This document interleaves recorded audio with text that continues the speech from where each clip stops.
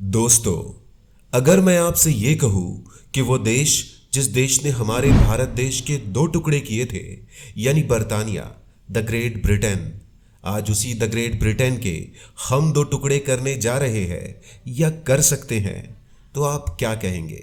तो चलिए सबसे पहले ग्रेट ब्रिटेन की बनावट को समझ लेते हैं।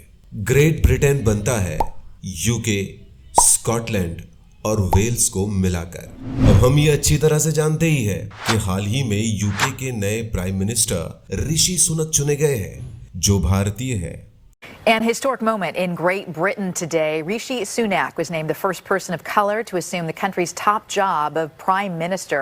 It is the greatest privilege of my life to be able to serve the party I love and give back to the country I owe so much to. तो अब ये भी सुनिए, स्कॉटलैंड, जी हाँ, यहाँ पे प्राइम मिनिस्टर का ओहदा नहीं होता, इसके बदले होता है फर्स्ट मिनिस्टर। और यहाँ पर हाल ही में फर्स्ट मिनिस्टर चुने गए हैं हमजा यूसुफ, और ये भाई साहब पाकिस्तानी ओरिजिन के हैं। और इन जनाब ने तो हद कर दी, इन्होंने अपनी शपथ ही इंग्लिश के साथ साथ उर्दू में ली है।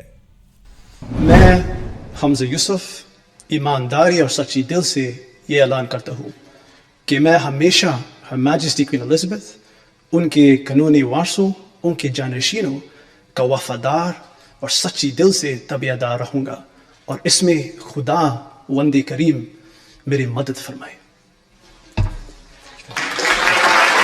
और दोस्तों, कहानी में ट्विस्ट तब आया जब अपनी विक्ट्री स्पीच के बिल्कुल बाद हमजा यूसुफ को प्रेस से ये कहते हुए सुना गया कि उनका टॉप मोस्ट एजेंडा है यूके से आजादी, यानी बंटवारा।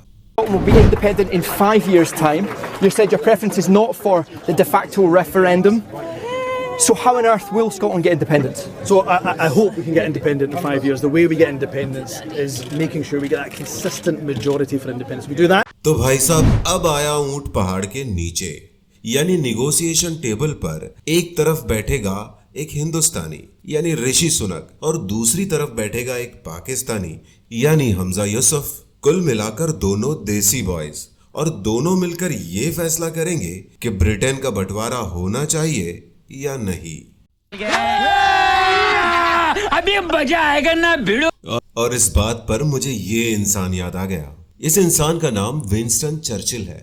हमारे देश के बंटवारे के वक्त ये ग्रेट ब्रिटेन का प्रधानमंत्री था, और इसने ये कहा था, Power will go to hands of rascals, rogues, freebooters and all Indian leaders will low of caliber and men of straw. यानी इन शॉर्ट इसने हमें नीचा बताया था, हमें नाकाबिल कहा था, बदमाश कहा था, और कहा था कि हम देश को संभाल नहीं पाएंगे। और भाई साहब, अब हकीकत ये है कि ना सिर्फ यूके का प्राइम मिनिस्टर एक देसी है, ना सिर्फ स्कॉटलैंड का फर्स्ट मिनिस्टर एक देसी है, बल्कि लंदन का मेयर सादिक खान वो भी एक देसी है। यानी ग्रेट ब्रिटेन के 3 मोस्ट पावरफुल मैन देसी है। और अगर अब विंस्टन चर्चिल जिंदा होता तो देखता कि उन्हें अपने मुल्क के लिए लीडर्स भी हमारे मुल्क से इंपोर्ट करने पड़ रहे हैं। हम तो बस ये उम्मीद करते हैं कि अंग्रेजों की अपनी कहावत what goes around comes around का हिंदी ट्रांसलेशन करके हमारे देसी बॉयज अंग्रेजों को सुना दे कि भैया जैसा करोगे वैसा भरोगे।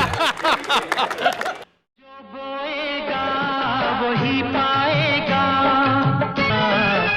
जैसी करनी वैसी भरनी, जैसी करनी वैसी भरनी।